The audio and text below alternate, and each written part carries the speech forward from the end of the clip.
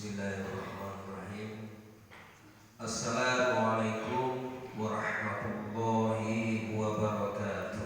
Waalaikumsalam warahmatullahi wabarakatuh. Innal hamdalillah nahmaduhu wa nasta'inuhu wa nastaghfiruh wa na'udzu billahi min shururi anfusina wa min sayyiati a'malina. May yahdihillahu fala mudilla lahu wa may yudlilhu fala hadiya lahu. Asyhadu an la ilaha illallah wa asyhadu anna Muhammadan abduhu wa rasuluh la nabiyya ba'dah. Allahumma shalli ala sayyidina Muhammad wa ala alihi wa sahbihi ajma'in. Qala Allah ta'ala fil Qur'anil Karim, a'udzu billahi minasy syaithanir rajim. Innama ya'muru masajidallah man amana billahi wal yawmil akhir. Shadaqallahul adzim. Yang kami muliakan para alim ulama, Bapak Ketua Masjid serta pengurus masjid Darul Amal, Darul Iman. Darul Iman yang dirahmati Allah Subhanahu wa taala. Bapak yang ketua DFKTN, tokoh-tokoh masyarakat, tokoh agama, ketua masjid dari beberapa masjid yang ada di Kecamatan Kumiling yang tidak bisa kami sebutkan satu persatu, pula seluruh jamaah sholat subuh yang dirahmati Allah Subhanahu wa taala. Syukur kita mari sama-sama panjatkan kepada Allah Subhanahu wa taala yang mana dalam kesempatan yang mulia ini, di tempat yang mulia ini, Allah Subhanahu wa taala pilih diri kita untuk menghidupkan perintah Allah Subhanahu wa taala, menjalankan salat subuh secara berjamaah, dan juga perintah serta sunnah baginda Nabi Muhammad sallallahu alaihi wasallam. Semoga apa yang kita amalkan bersama diterima oleh Allah Subhanahu wa taala sebagai amal ibadah kita semuanya. Salam dan salawat dihaturkan kepada junjungan Nabi besar kita Muhammad sallallahu alaihi wasallam. Bapak yang dirahmati Allah Subhanahu wa taala, syukur kita oleh Allah Subhanahu wa taala tambah lagi dijadikan baginda kita Nabi Muhammad sallallahu alaihi wasallam dan bisa menghidupkan sunnah baginda kita Nabi Muhammad sallallahu alaihi wasallam. Dan hari ini, detik ini ditempatkan oleh Allah Subhanahu wa taala di tempat yang paling mulia di sisi Allah Subhanahu wa taala. Di mana itu? Di masjid. Masjid ini adalah tempat yang paling mulia di sisi Allah Subhanahu wa taala. Hingga Allah Subhanahu wa taala menggelari, memberikan kabar dan Al-Qur'an siapa saja ya, orang-orang yang memasukan masjid itulah orang-orang yang beriman di sisi Allah Subhanahu wa taala dan beriman pada hari akhir. Masya Allah. Tempat yang paling dicintai Allah Subhanahu wa taala adalah masjid.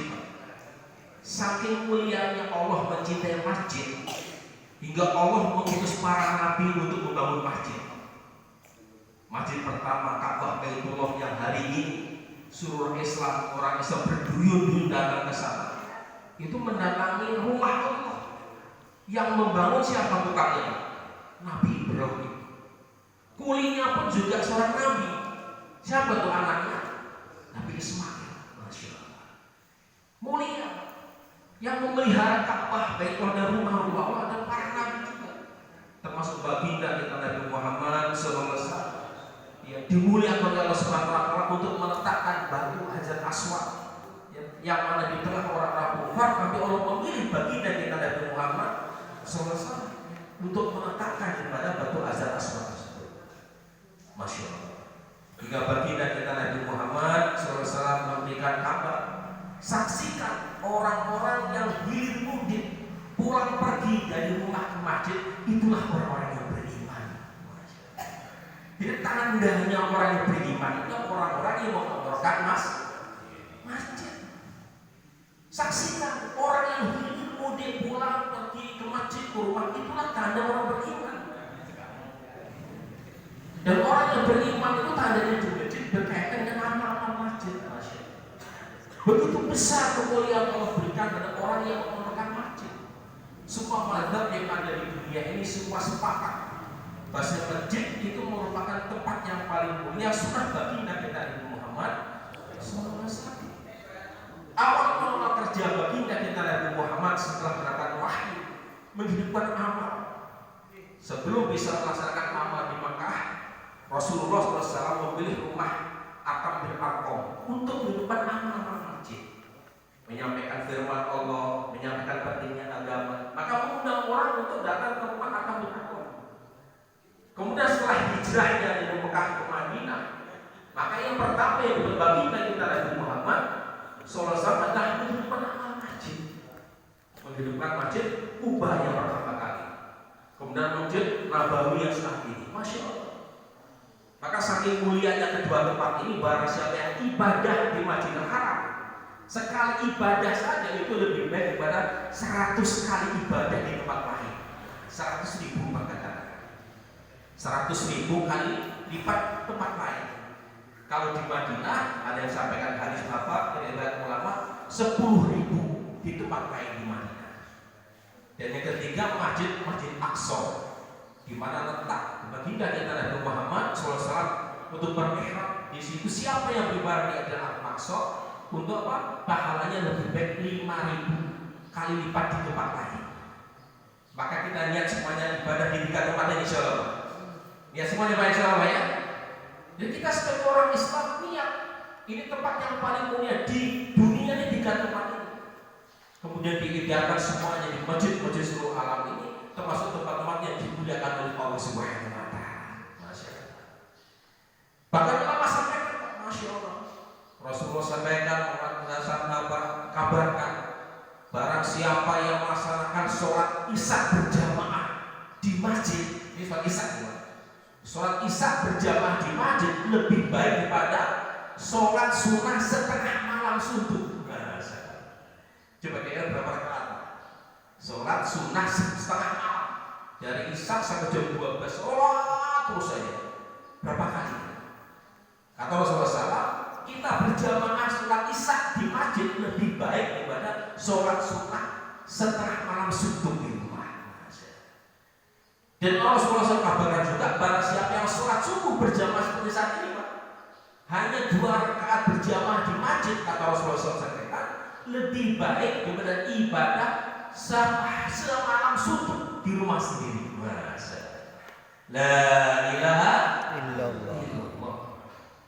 Ini fadilahnya luar biasa. Karena tempatnya dicintai oleh Allah Subhanahu wa Ta'ala, disunnahkan Rasulullah SAW, maka pahalanya sangat besar. Sholat subuh saja kita 2 rakaat berjamaah lebih baik ibadah semalam suntuk di rumah. Berapa rakaat Pak kita semalam suntuk ibadah? Coba berapa rakaat? Nah tadi itu. Bahkan Rasulullah SAW mengatakan barang siapa yang tahu fadilah Allah Subhanahu wa Ta'ala berikan hidayah daripada pahala sholat subuh berjamaah, akan datang ke masjid walaupun dengan merangkak-rangkak. Masya Allah. Merangkak. Dia Rasulullah mengatakan, andai kata saja umat boleh tahu begitu besar pahala yang Allah berikan di dalam sholat berjamaah subuh di masjid, pasti umat itu akan datang ke masjid walaupun harus merangkak-rangkak. Ini saking besarnya pahalanya dan saking besarnya hidayah Allah berikan dalam masjid. Duduknya orang di masjid menunggu sholat berikutnya itu dihitung ibadah oleh Allah Subhanahu wa Ta'ala. Bahkan Al-Fadis sampaikan, menunggunya seseorang dari sholat fardu ke sholat lain, maka akan Allah bangunkan istana di surga Allah Subhanahu wa Ta'ala. Subhanallah. Luar biasa. Luar biasa ya. Dan perbaikan umat itu masjid. Sebagaimana dicontohkan baginda kita Nabi Muhammad SAW. Dahulu Pak, di Madinah ini namanya kota Yasrib. Artinya apa? Kota rusak. Ada 3 kerusakan yang ada di kota Yasrib. Apa itu? Yang pertama peperangan yang terus menerus hampir 1.200 tahun antara kaum Haus dan Khazraj, saling membantai, saling membunuh, tidak ada yang bisa mendamaikan. Itu di kota Yasrib, sekarang Madinah. Kemudian yang kedua apa? Adanya perzinahan yang merajalela. Itu kayak Pak. Saking rusaknya, ulama sampaikan setiap rumah itu ada didirikan tiang bendera putih Pak. Kalau bendera putih itu tegak, berarti dalam rumah itu lagi melayani tamu. Kalau bendera putih dimiring, mohon maaf, kalau tegak lagi melayani tamu, kalau miring lagi kosong, boleh tamu masuk. Nah, untuk wilayah ini, saking merajalelanya perzinahan di kota Yathrieb rusak. Sudah peperangan terus, kemudian ada perzinahan yang masih terus. Akhirnya Allah berikan kerusakan adab, itu apa? Namanya wabah penyakit. Ini wabah penyakit itu dari zaman Rasulullah sudah ada. Karena kerusakan umat atas di muka bumi ini Allah hantarkan azab namanya wabah penyakit. Yang katanya wabah penyakit, jadi katakan wabah penyakit itu Pak, orang pagi sakit, sore mati. Sore sakit, pagi mati, itu baru wabah. Maka hadirin pada semua bagaimana baginda kita Nabi Muhammad SAW merubah keadaan ini. Keadaan yang rusak, peperangan terus, maksiat di mana-mana, wabah penyakit merajalela. Maka Rasulullah yang buat hanya satu, menghidupkan amal masjid. Dari Masjid Quba, kemudian Rasulullah SAW buat amalan di Masjid Madinah. Diajak orang-orang untuk masuk ke masjid, karena masjid itu rumah Allah. Untuk mengajak orang-orang dekat dengan Allah, maka diajak ke masjid.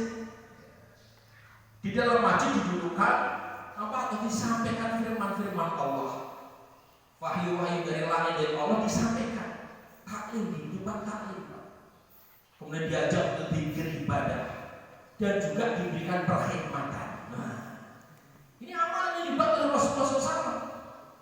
Jadi orang-orang yang di luar yang tadinya maksiat diajak ke masjid untuk duduk dalam amal masjid, didengarkan firman Allah. Hadis-hadis baginda kita Nabi Muhammad SAW, diajak zikir ibadah kepada Allah dan diberikan perkhidmatan. Ini hari ini alhamdulillah kita mempraktekkan 4 amalan ini. Semoga Allah terima semuanya insyaallah. Amin. Nanti ketua kita sudah mengiklankan mengajak-ngajak untuk mengobrolkan masjid. Kemudian diajak kita beribadah. Kemudian kita juga diajak untuk zikir ibadah. Kemudian diajak untuk perkhidmatan. Ini ada perkhidmatan kita. Ini sempurna. Dan ini asbab hidayah.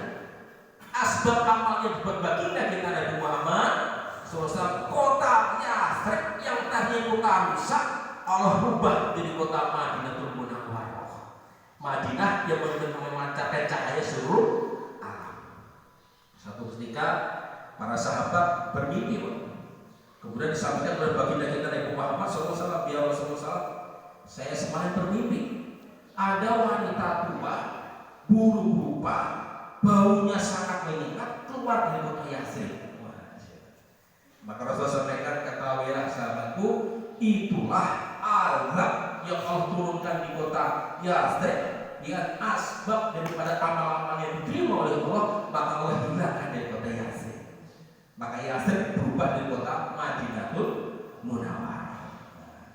Maka ini hanya dapat disebut Imam Malik rahmatullah sampaikan, untuk memperbaiki diri kita dan memperbaiki umat itu harus dengan cara yang dicontohkan baginda kita Nabi Muhammad SAW. Ngajak umat ini masuk dalam masjid untuk berhubungan langsung pada Allah Subhanahu Wa Taala dan hidupkan amal-amal masjid. Makanya semuanya untuk mengeluarkan masjid, insyaallah Pak ya. Insyaallah semuanya Pak ya. Insyaallah Pak. Ya insyaallah.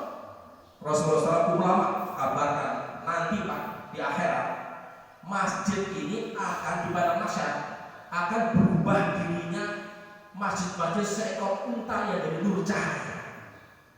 Di dalam padang mahsyar di mana dalam keadaan hiruk pikuk yang semua manusia dalam keadaan telanjang. Sampai Aisyah radhiyallahu sampai Rasulullah SAW, bagaimana di padang mahsyar ini orang pada telanjang? Apa enggak malu, kata Aisyah. Maka Rasul sampaikan di padang mahsyar itu orang memikirkan dirinya masing-masing, gak kepikir. Maka dalam keadaan matahari didekatkan dalam sepenggal kebingungan yang luar biasa. Ulama sampaikan di padang mahsyar itu semua orang dalam keadaan apa menyesal. Orang sudah beramal agama pun menyesal.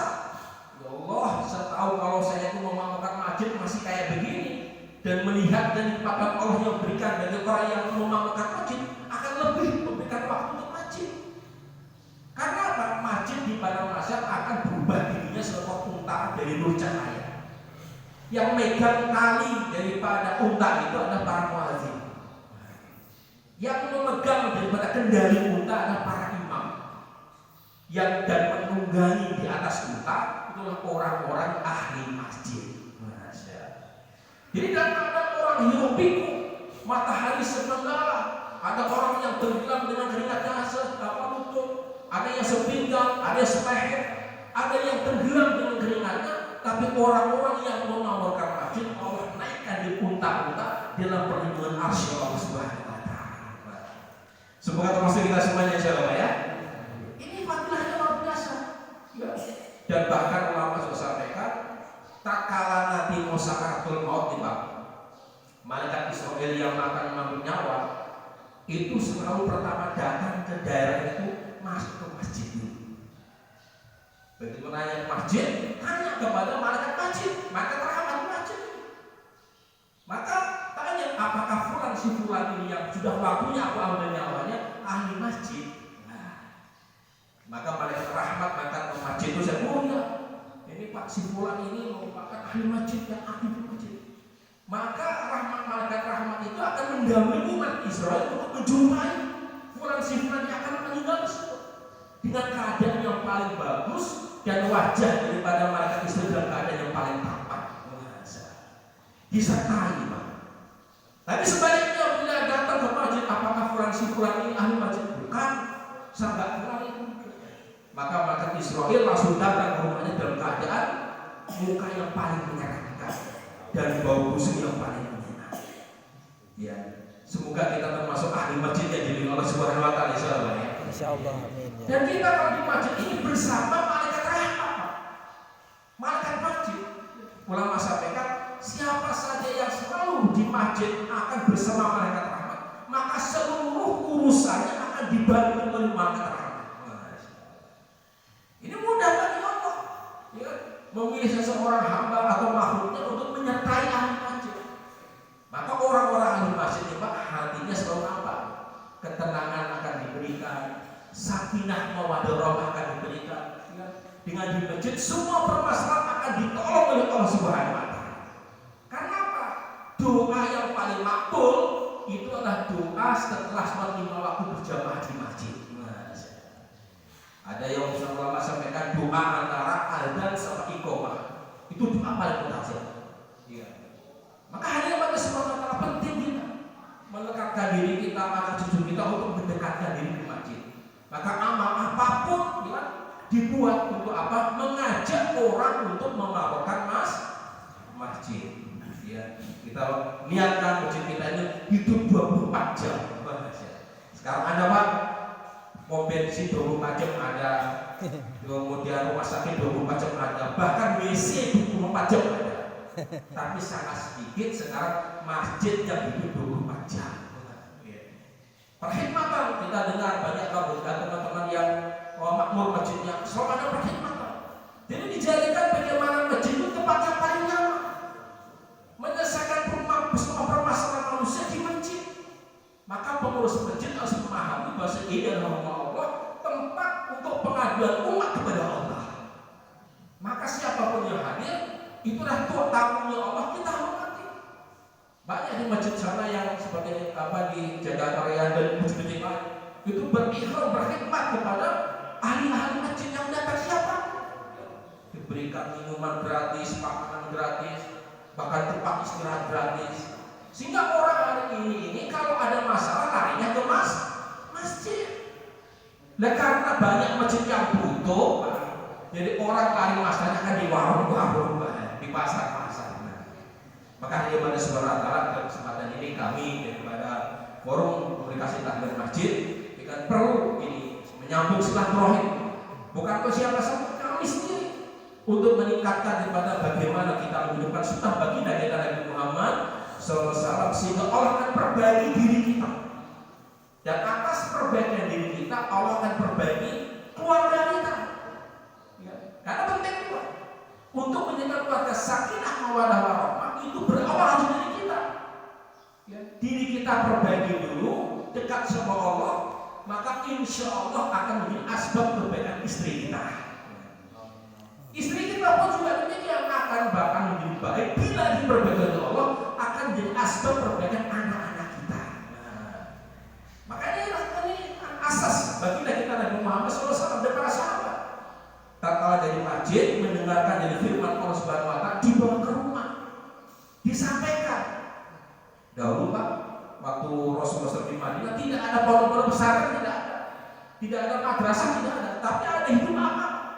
Apa yang amal di masjid dibawa oleh sahabat ke rumah. Dengarkan firman Allah, hadis Rasulullah SAW didengarkan di masjid, maka sahabat itu membacakan Nabi di rumah. Didengarkan, didudukkan istri kita di dalam apa? Di dalam sampaikan firman Allah, hadis Rasulullah SAW. Maka hidayah daripada yang di masjid masuk ke rumah-rumah para sahabat.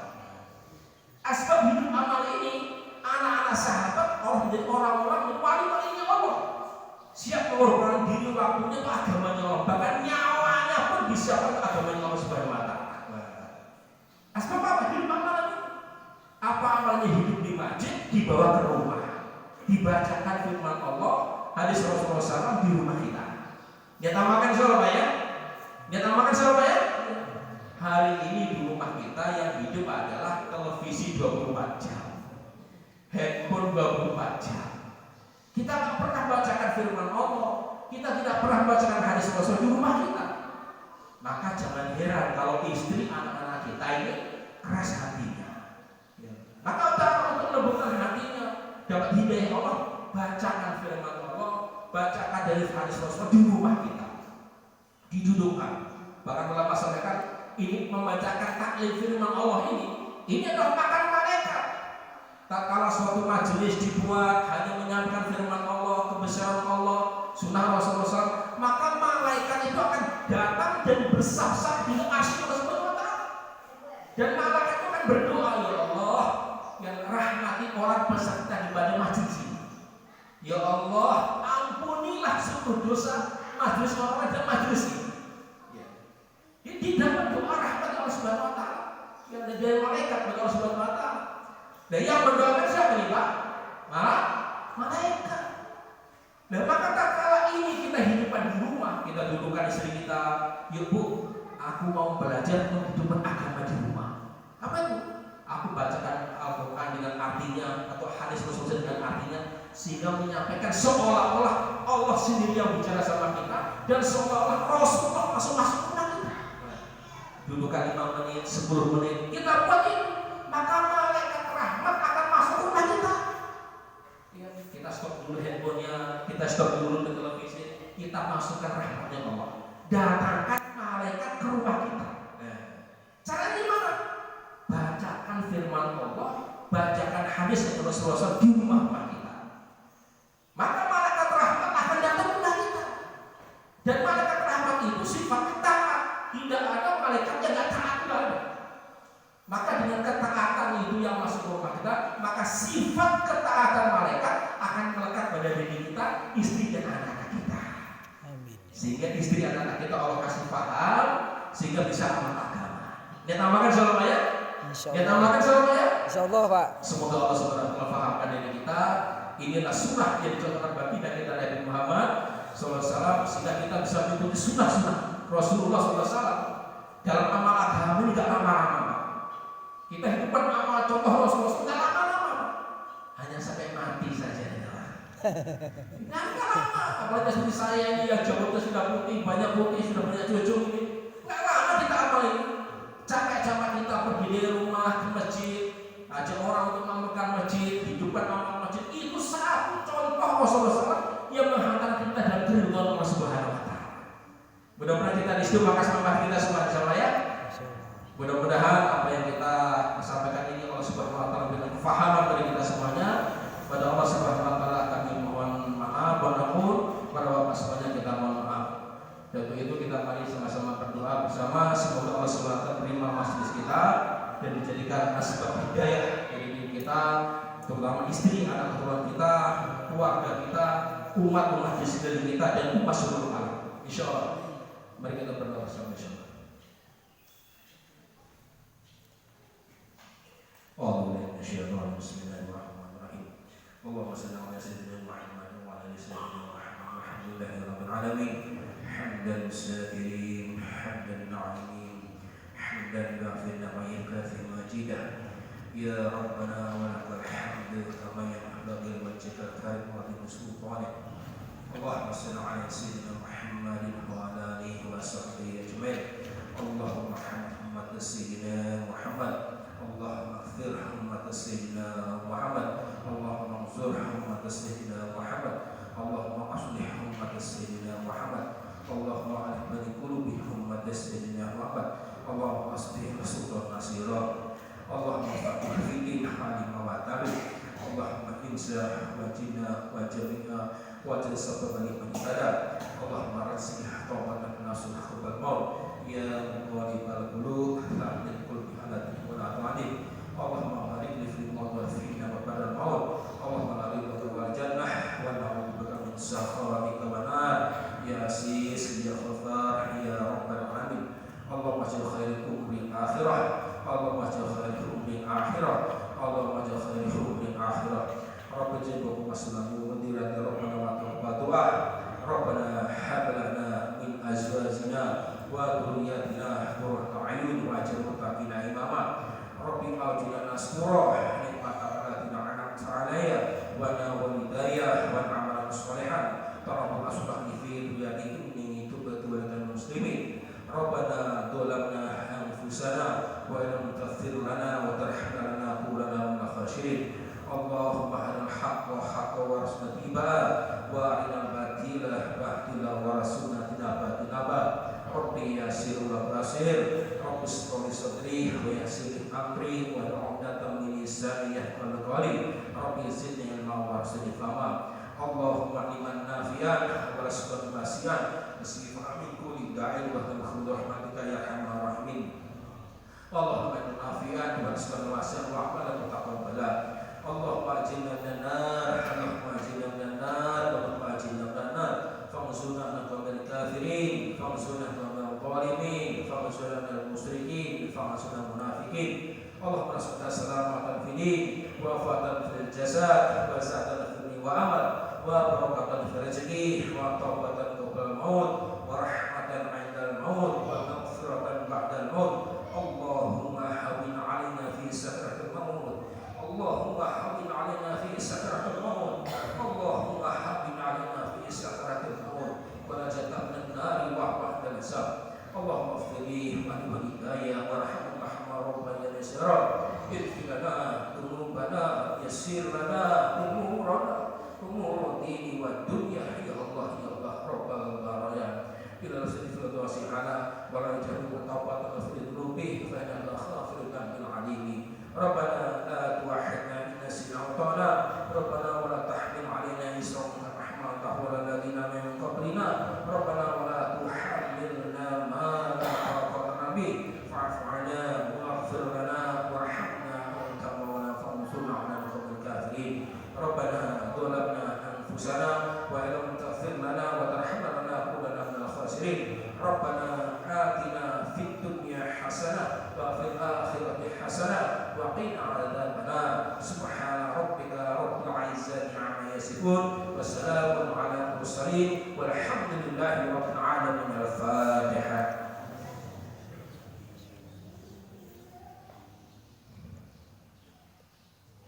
Subhanallah. Assalamualaikum warahmatullahi wabarakatuh.